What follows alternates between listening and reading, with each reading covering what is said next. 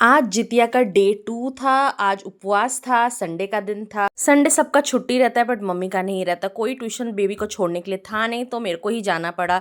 और फिर शाम होते ही साथ मैं श्रृंगार के साथ रेडी हो गई। बहुत टाइम बाद साड़ी पहन रही हूँ तो पहनने में बहुत टाइम लगा और मैं हो रही थी लेट। और मेरे को बार बार आ रहा था फ़ोन। मायरा बोल रही थी मम्मी फटाफट जल्दी करो, फ़ोन आ रहा है, जाओ जल्दी। और मेरा था कि थोड़ा हेयर स्टाइल कर लूँ बाबू, थोड़ा मतलब। और लड़कियों का रहता है ना, लास्ट मिनट तक कुछ ना कुछ पेंडिंग काम रहता ही है। और फिर मैं पहुंच गई अपनी बुआ सास के यहाँ। और मेरा छोटा सा बिक्कू यहाँ आते ही साथ मेरे को पकड़ के प्यार करने लगा। उसके बाद हमने वहाँ पे भी थोड़ी बहुत तैयारी की क्योंकि मेरे पास कुछ कुछ सामान थे और मेरी बुआ सास के साथ ही मैं हर साल जाती हूँ। और अच्छा हुआ कि मेरे देवर आ गए थे तो उनके साथ कार में हम लोग, क्योंकि बंडा मुंडा जाते हैं बहुत ही दूर और वहाँ का रोड्स अच्छे नहीं हैं, तो बस एक ही जगह सामान डाल दिया क्योंकि एक ही फैमिली के साथ में ही पूजा करना है। और फ़ोटो भी खींचने थोड़ा लग गए और फ़ोटो खींचते खींचते कॉल भी आ रहा था कि भाई जल्दी चलो, लेट हो रहा है, क्योंकि हम लोग को जाना था 4 बजे तक और हम लोग हो गए थे लेट। अभी 6 बज रहे थे। अब बाहर देख सकते हो अंधेरा भी थोड़ा हो ही रहा है।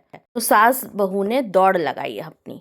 और उपवास के दिन वैसे कुछ शाम तक वैसे लगता भी नहीं है, एनर्जी पूरा फुल ऑन बॉडी में रहती है। और फिर आधा घंटा लगता है ऑलमोस्ट ऊपर पहुंचने के लिए बंडा मुंडा। और ये मंदिर लास्ट टाइम से बहुत ज़्यादा सुंदर हो गया था, रेनोवेट हो गया था। लास्ट टाइम कंस्ट्रक्शन हो रहा था, इस बार पूरा कंप्लीट था। कथा लोगों के चल ही रहे थे, हम लोग ने थोड़ा बहुत वेट किया वहाँ पे जल लेके कि बारी बारी से कथा करें। और थोड़ी ही देर में हमारी भी बारी आ गई। अच्छे से हमने भी कथा सुन ली, चील और सियार की। उसके बाद सारे मंदिरों में परिक्रमा की और दिया बत्ती जलाया। इस साल ये भी एक अच्छा हुआ कि बारिश नहीं हुआ, नहीं तो हर साल इतना ह्यूमिडिटी और गर्म और बारिश रहता था। इस बार थोड़ा मौसम हल्का था, अच्छा था, तो मतलब उतना प्यास भी नहीं लग रहा था। व्रत का दिन भूखे प्यासे कैसे रह जाते हैं वो पता ही नहीं चलता। ऑलमोस्ट 24 आवर प्लस हो जाता है बट कुछ पता नहीं चलता। बस यहाँ मंदिर में सब दर्शन करने के बाद हम लोग ने देखा एक प्यारा सा डॉगी, जितना अगरबत्ती और दिया था 2 बार वो ऑलरेडी गिरा चुका था।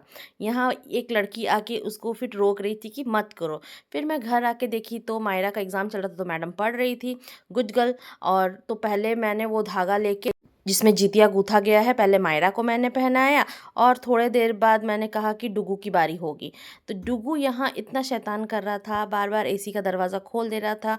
और मैं थोड़ी देर बाद जब आई मायरा के गले से निकाल के डुगू को पहनाने, तो घर का देखो हाल क्या था। डुगू डेली ऐसा आजकल कर रहा है, मायरा के कपड़े उसके कबर्ड से निकाल के डेली फेंक रहा है। डेली उसकी आई को सजाना पड़ता है, चाहे नाना नीचे सोते हैं तो उसके ऊपर सारा कपड़ा डाल देता है। मैं बोली तुम लोग करते रहो बदमाशी, मेरा एनर्जी हो रहा है डाउन, तो मैं चली सोने। Tata bye bye.